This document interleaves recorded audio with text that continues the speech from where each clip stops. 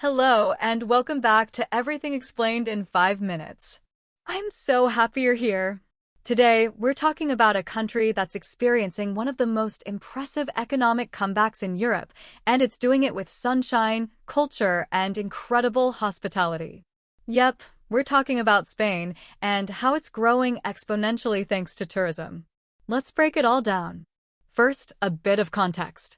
Spain has always been one of the world's top travel destinations. Think about it.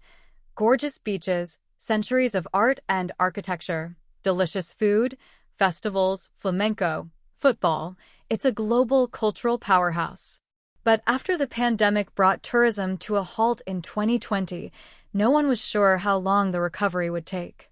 Well, Spain answered that question loud and clear. By the end of 2023, the country had welcomed more than 85 million international tourists, beating its own pre-COVID record from 2019. And it's not just about headcounts. According to Spain's National Statistics Institute, tourist spending hit over 108 billion euros in 2023, a historic high. That's money going into hotels, restaurants, transport, museums, local shops, and tour operators. In short, tourism has become one of the main engines of the Spanish economy, contributing over 12% of the national GDP. And behind those numbers is something even more interesting, a shift in the kind of tourism Spain is attracting. Let's talk about that. Before, the image of Spanish tourism was mostly beaches in the Costa del Sol, parties in Ibiza, and cruises in Barcelona. And sure, those things are still popular, but today's visitors are different.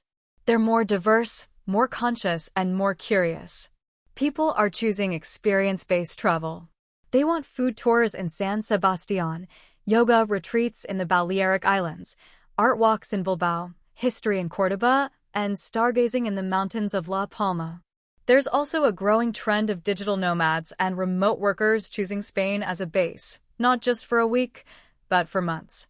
Thanks to its mild climate, affordable cost of living compared to other EU countries, and the new digital nomad visa, Spain is becoming a magnet for young professionals working remotely from cafes and co-working spaces across the country.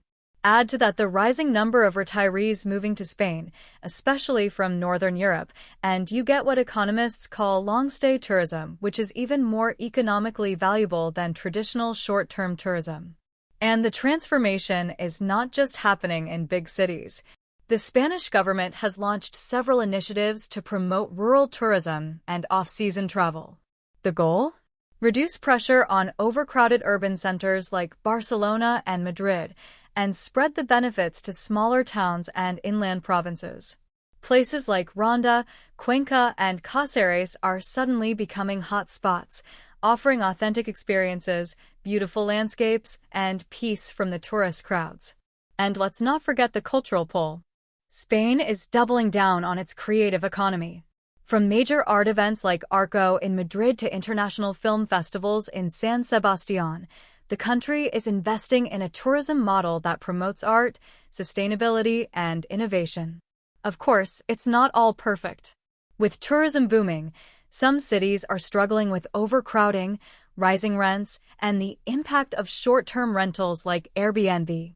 Local governments are responding with tighter regulations, limiting licenses, capping the number of visitors in sensitive areas, and investing in better infrastructure to support both residents and tourists. Still, the trend is clear. Spain is no longer just recovering, it's reinventing its tourism industry. And in doing so, it's creating a more sustainable, diverse, and resilient economy. So the next time you think of Spain, think beyond the postcard cliches. It's not just a place to visit, it's a place that's redefining what smart tourism can look like in the 21st century. And that's Spain's tourism-powered growth, explained in a little more than 5 minutes. If you enjoyed this episode, make sure to follow the podcast and share it with a friend who's planning a trip to Europe or dreaming of one.